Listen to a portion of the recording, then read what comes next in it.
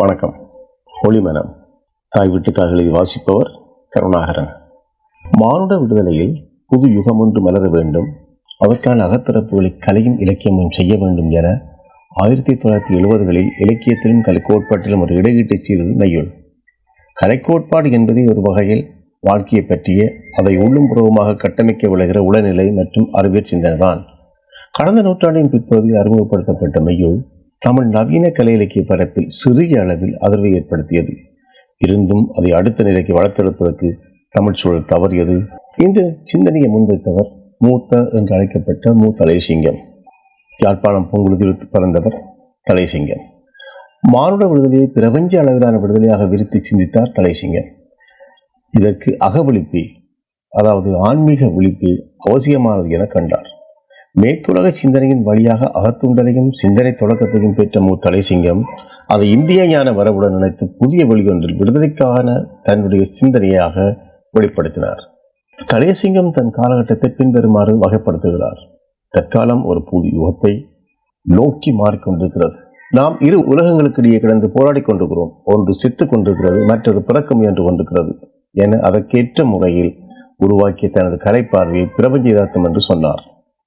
தலைசிங்கத்தின் பங்களிப்பை இலக்கிய விமர்சகரான எம் வீரசிகாயகுமார் பின்வருமாறு இனம் காண்கிறார். பூரண இலக்கியம் என்னும் கோட்பாட்டை விளக்க முயல்கிறார் தலைசிங்கம். பொருள் முதல்வாதம், கருத்து முதல்வாதம் ஆகிய இரண்டிற்கும் அப்பாலான மெய் முதல்வாதத்தை முன்வைக்கும் தலைசிங்கம் மெய்யுள் என்னும் புதிய இலக்கிய வடிவையும் சமகாலத்திற்கான வடிவமாக காண்கிறார். தமிழ் இலக்கிய விமர்சகர்கள் தலைசிங்கத்தை பெரும் சிந்தனையாளராக இனம் காண வேண்டும் என்றும் அவர் கூறுவார். புதியத்துக்கான இலக்கியத்தையும் கலை வெளிப்பாட்டையும் தலைசிங்கம் மெய்யுள் என குறிப்பிட்டார். அதை பரிசோதனையாக தானே எழுதியும் பார்த்தார். அதன் பிரதிபலிப்பை அவருடைய புதியுகம் பிறக்கிறது, ஒரு தனி வீடு, போர்ப்பொறை, கலைஞரின் தாகம் முதலான நூல்களில் காணலாம். இதில் ஒரு தனி வீடு என்ற அவருடைய கதை பிரதியை சமுத்திரம் முதலானோர் ஈழத்தமிழருடைய தன்னாட்டுக்கான போராட்டத்தின் குறியீடாக குறிப்பிடுவதும் உண்டு.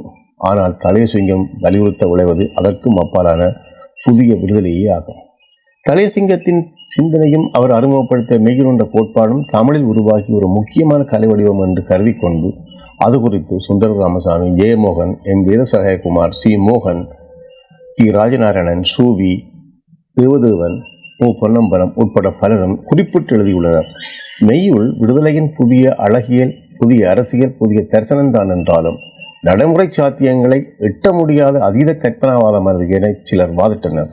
அதற்கு பதிலளித்த மு பொன்னம்பலம், அக விழிப்பினால் மனிதர்கள் விடுதலையின் புதிய எல்லைகளை தொட முடியும். அக விழிப்பற்ற விடுதலை பயணம் அதிகாரத்தின் குழியாகும் என்பதே மெய்யுளின் வழியாகும் என்றார். மு தலைசிங்கத்தின் சிந்தனையும் அது அறிமுகம் செய்த மெய்யுள் என்ற இலக்கிய கோட்பாட்டு உருவத்தையும் தன் வாழ்க்கை முழுவதும் தொடர்ந்தவர் மு பொன்னம்பலம். மு தலைசிங்கத்தின் எளிய சகோதரரான மு போ கலை இலக்கிய செயற்பாட்டில் 60 ஆண்டுகளாக தொடர்ச்சியாக இயங்கிய ஆளுமை. அன்பு, அறிவு, உண்மை, அவிய எம்முள் இறைவன், பிரபஞ்சமே கோவில், பொது வாழ்க்கையே எம் தொழுகை என பிரபஞ்சத்தை தளமாக கொண்ட இந்த கொள்கை நம்பிக்கை நடைமுறையோடு வாழ்ந்தவர் மூப்பு என்று அழைக்கப்படும் மு பொன்னம்பலம். தலைசிங்கத்தின் மறைவுக்கு பின்னரும் மெய்யுளை தொடர்ந்த எழுத்தாளராகவும் விமர்சகராகவுமே இருந்தார் மூப்போ. படைப்புகளிலும் விமர்சனங்களிலும் தலைசிங்கத்தைப் போலவே பொன்னம்பலமும் எந்த சமரசங்களுக்கும் இடம் வைக்கவில்லை. தமிழ் மக்களுடைய அரசியல், சமூக விடுதலையை இருவரும் விரும்பியிருந்த போதும் அதற்கான போராட்டங்களை முன்னெடுத்த வழிமுறைகளையும் அதை முன்னெடுத்த அரசியல் சக்திகளையும் கடுமையாக விமர்சித்தனர். சாதிய போராட்டத்தை முன்னெடுத்த அன்றைய இடதுசாரிகளையும் தமிழின விடுதலை போராட்டத்தை முன்னெடுத்த தமிழரசு கட்சியையும் மூத்த கடுமையாக விமர்சனம் செய்தார். இந்த தொடர்ச்சியோடு பின்னாளில் விடுதலை இயக்கங்கள் முன்னெடுத்த ஆயுத போராட்டத்தை அரசியலையும் அரச பயங்கரவாதத்தையும் சமரசமின்றி மூப்போ ஆட்சேபித்தார். மூப்போவின் கவிதை பிரதிகளும் சங்கிலியன் தரை, நோயில் இருத்தல் ஆகிய கதை பிரதிகளும் இதற்கு செழிப்பான உதாரணமாகும். மூப்போ உட்பட்ட இந்த வழிமுறையை சேர்ந்த கவிஞர் சுவில்வரட்னம், என்கே மகாலிங்கம் போன்றவர்களும் மெய்யுளை தழுவிய பிரபஞ்ச விடுதலையையும் சர்வோதய அரசியலையும் பின்பற்றினர். இது தென்னிலங்கையில் உள்ள ஆரியரத்னாவின் சர்வோதயம் அல்ல, மாறாக பூரண சர்வோதயம் என்ற கருத்தாக்கத்தின் அடிப்படையிலான புதிய வடிவம். நீங்கள் வளர்ந்து வரும் வரை காலமில்லை, பொறுத்திருக்க நேரமில்லை, மீட்டெடுங்கள் மீட்டெடுங்கள், இழந்த உங்கள் ராஜ்யத்தை மீட்டெடுங்கள், குழந்தையாய் இருக்கும்போதே மீட்டெடுங்கள், குறிஞ்சிரிப்பும் மழலையும் களங்கமின்மையும் இருக்கும்போதே பெருந்திறனும் பேரறிவும் உமக்கு ஆகுக. மீட்டெடுங்கள் மீட்டெடுங்கள், இழந்த உங்கள் ராஜ்யத்தை மீட்டெடுங்கள், குழந்தையாய் இருக்கும் போதே மீட்டெடுங்கள், குறிஞ்சிரிப்பும் மழலையும் களங்கமின்மையும் இருக்கும்போதே பெருந்திறனும் பேரறிவும் உமக்கு ஆகுக. குழந்தைகளே, உங்கள் இழந்த ஆட்சியத்தை மீட்டெடுங்கள். மு. பொன்னம்பலம், மு. தலைசிங்கம், சு. வில்வரத்னம், தா. ராமலிங்கம் ஆகியோருக்கு ஆன்மீக குருவாக இருந்தவர் ஸ்ரீ நந்தகோபாலகிரி. இவர்களுக்கு அப்பால் ஸ்ரீ நந்தகோபாலகிரியின் செல்வாக்கு மிலாந்தன், என். கே. மகாலிங்கம் போன்றவரிடத்திலும் உள்ளோடி இருக்கிறது. ஸ்ரீ நந்தகோபாலகிரியை சந்தித்த பின்னர் மூத்த இருவருடைய சிந்தனையிலும் புதிய தளமாற்றம் நிகழ்ந்தது. அதுவே அவர்கள் பூரண சர்வோதய மார்க்கத்தை பற்றி சிந்திப்பதற்கான வழியை திறந்தது. அரவிந்தரை நெருங்கி செல்வதற்கான சூழலையும் நந்தகோபாலகிரியின் அணுக்கமே உதவியது. ஸ்ரீ நந்தகோபாலகிரியின் தொடர்பின் வழியாகவே மூத்த கிழத்திய சிந்தனையின், அதாவது இந்திய ஞான மரபின் ஆழத்தை நோக்கிய பயணத்தை ஆரம்பித்தார் என எண்ணுகிறேன். இலக்கியத்தில் கோட்பாடுகள் பற்றி பலரும் ஆழமாக அறிந்ததுண்டு, பேசியது உண்டு. மெய்யில் பற்றி சிலரை அறிவர், சிலரை பேசியுள்ளனர். அதுவும் மேலோட்டமான ஆறுதலாகவே. அதாவது மெய்யுள் வலியுறுத்த விளைந்த அடிப்படையை பற்றி, அதனுடைய சிந்தனை பெருமதியை பற்றி அறிந்தவர் மிக குறைவு. ஆனால் மெய்யில் ஒரு புதிய இலக்கிய உருவமாகும், உருவத்தை கடந்த உருவமாகும். அது பூர்ண உருவமாகவும் இருப்பதால் சிறுகதை, நாவல், கவிதை என்ற பாகுபாடுகளை உடைத்தும் அறிந்த வடிவத்தை கடந்தும் செல்லும் ஒரு வடிவமாகவும் இருக்கும். மெய்யுள் உரைநடை என்ற வித்தியாசங்களையும் செய்யுள் உரைநடை என்ற வித்தியாசங்களையும் அது மதிப்பதில்லை. மெய்யுள் கற்பனை கோலங்கள் சகலவற்றையும் குலைத்து கொண்டு அவற்றின் தளங்களை தகர்த்து கொண்டு நித்திய சத்தியத்தை நோக்கிய நேரடி அனுபவ ரீதியான ஊடுருவலுக்குரிய கலை இலக்கிய வடிவமாகும். அது இதுகால வரையும் இருந்த கலை இலக்கியங்களை அளிக்கும் கலை இலக்கியமாகவும் இருக்கும். அதேபோல் அது தத்துவ, சரித்திர, விஞ்ஞான உருவங்களாகவும் சமூக, பொருளாதார, அரசியல், ஆத்மீக மெய் வாழ்க்கைக்கு அனுபவங்களாகவும் அமையும். பூர்ண சர்வதத்துக்குரிய பிரபஞ்ச தத்துவத்தை பிரதிபலிக்கும் என அதை உருவாக்கி அளித்த மு. தலைசிங்கம் விளக்குவார். இதற்கமைய வகை மாதிரியான படைப்புகளையும் மு. தலைசிங்கம் உருவாக்கி அளித்தார். அதைத் தொடர்ந்தார் மு. பொன்னம்பலம். பின் நவீனத்துவம் உருவாக்கிய புதிய உடைப்புகளின் மறுபக்கம் என்று கூட இதை இன்னொரு வகையில் வரையறுக்க முடியும். பின் நவீனத்துவம் தலைகளை உடைத்து மையத்தை சிதைத்து விளிம்பு நிலைக்கு இடமளித்து புதிய வகையான கட்டுடைப்பை செய்கிறது. அது விடுதலைக்கான இன்னொரு வழியை பார்க்கின்றது, அனைத்து தரப்பினுடைய விடுதலைக்காகவும். மெய்யுளோ நவீனத்துவத்தை மீறி அகநிலையில் உள்ளோடி விரிந்து மரபின் சாற்றை குடித்து புதிய வழியில் விரிந்து அனைத்து உயிரிகளின் விடுதலையை அவாவுகிறது. அதனால் தான் அது பிரபஞ்ச விடுதலை என்ற மாபெரும் விளைவை தன் வீழ்ச்சியாக கொண்டதாக உள்ளது. மெய்யில் பற்றி தொடர்ந்தும் அவ்வப்போது சிறிய அளவிலும் எழுதப்படுகிறது. இளைய தலைமுறையில் ஒரு தொகுதியினர் மெய்யுளையும் தலைசிங்கத்தையும் ஆர்வத்தோடு பயிர்கின்றனர். மு. தலைசிங்கம் தன்னுடைய படைப்புகளில் பெருமளவுக்கு 20ஆம் நூற்றாண்டுக்குரிய பிரச்சனைகளையும் ஓரளவு 20 ஆண்டுகளின் சாரத்தையும் வெளிப்படுத்த முயன்ற ஒரு சிந்தனையாளர். உடல்கள் 20ஆம் நூற்றாண்டு கிடந்து உழல, கிடைக்க முந்தைய நூற்றாண்டு ஒன்றிலோ அல்லது பலவற்றிலோ கூறுபட்டு கிடக்க, பிரச்சனைகளுக்கு எதிர்வினையாக வாக்கி வரும் சொற்களை விற்கும் நம் சிந்தனையாளர் மத்தியில் விதிவிலக்காக வந்து சேர்ந்தவர் தலைசிங்கம் என சுந்தர ராமசாமி கூறுகிறார். தலைசிங்கத்தின் அனைத்து எழுத்துக்களும் மூப்போவால் முழுவாக சேகரிக்கப்பட்டு நூலாக்கப்பட்டுள்ளன.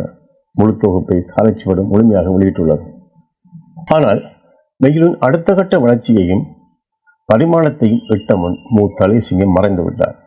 மு. தலைசிங்கம் மறைந்தாலும் மெய்யுளின் ஒளி கொண்டவில்லை. அது சிறு சுடராக ஒளிந்து கொண்டே இருக்கிறது.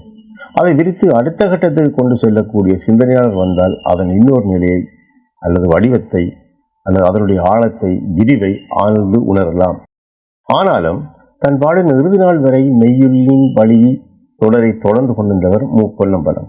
வளர் தலைமுறையை மனதிற்கொண்டு அவரளித்த சிந்தனைகள் அகத்திறப்பிற்குரியவை. அவருடைய மாயை, காடி குடிபுகழ் முதலான சிறுகதைகளில் மு. தலைசிங்கம் வலியுறுத்தும் பிரபஞ்ச தத்துவத்தை பிரச்சனை உருவாக கையாண்டார்.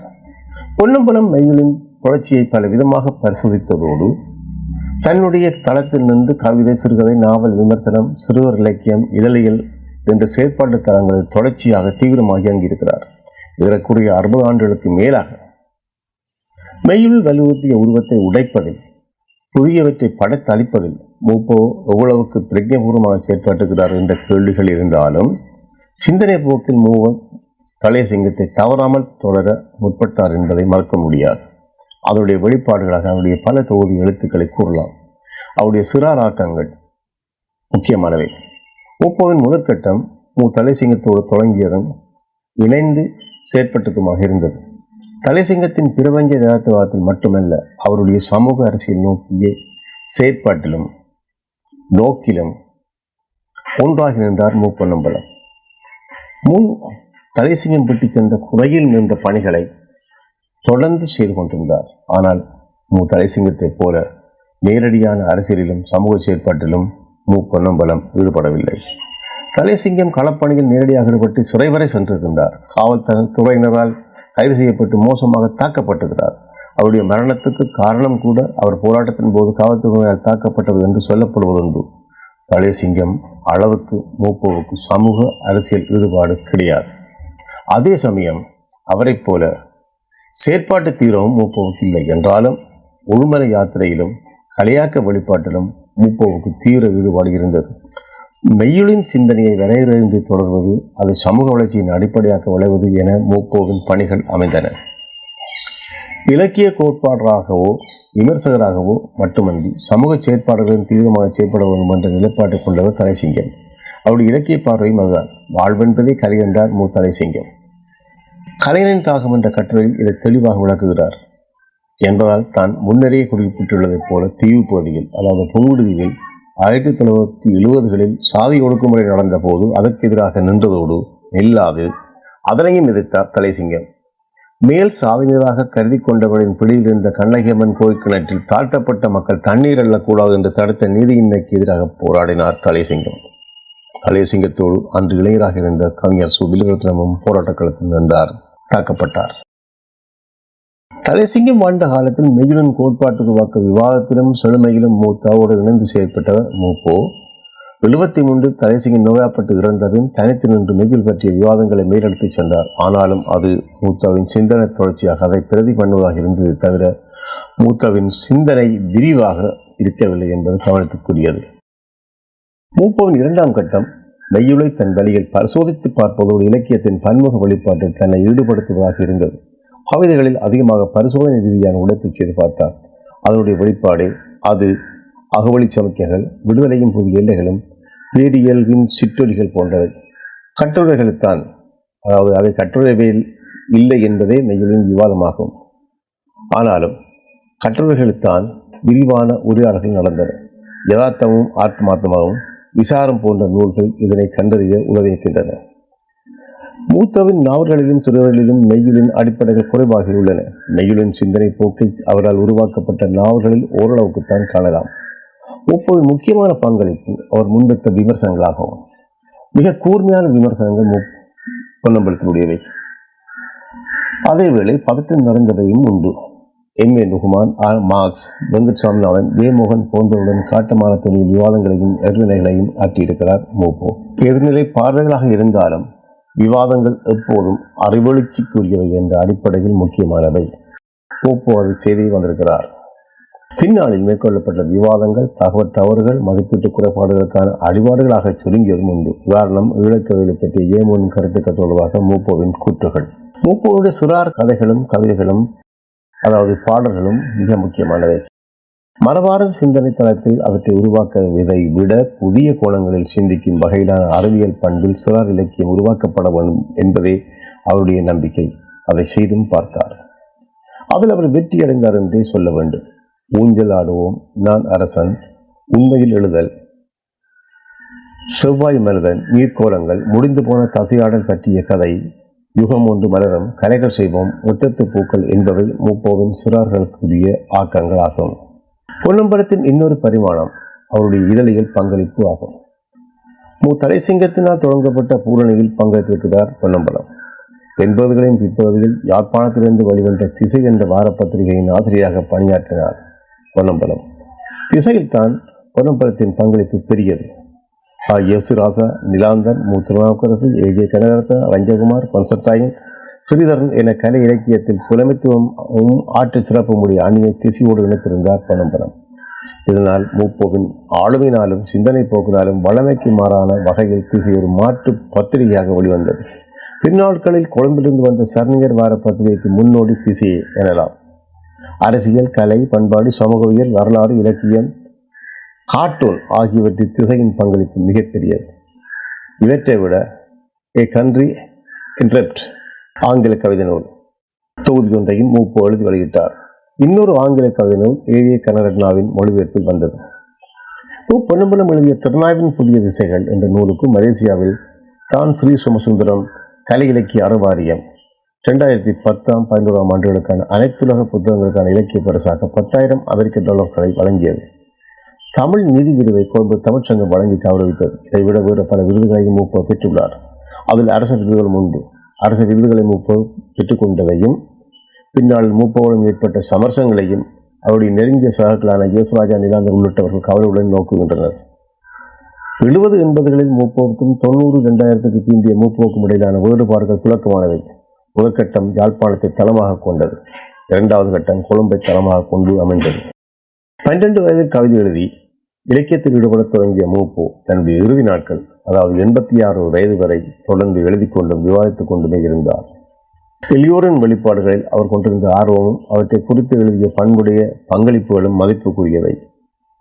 ஒரு முன்னோடியின் பங்களிப்புகளாகவும் பண்பாகவும் மூப்போவனுடைய அடையாளம் வரலாற்றின் நினைவில் அழியாதது. இன விடுதலை, ஈழப்போராட்டம், தமிழர் அரசியல் போன்றவற்றில் மூப்போவின் பார்வை விமர்சன பூர்வமானதாக உண்மையை கண்டறியும் வேட்கையோடு இருந்தது.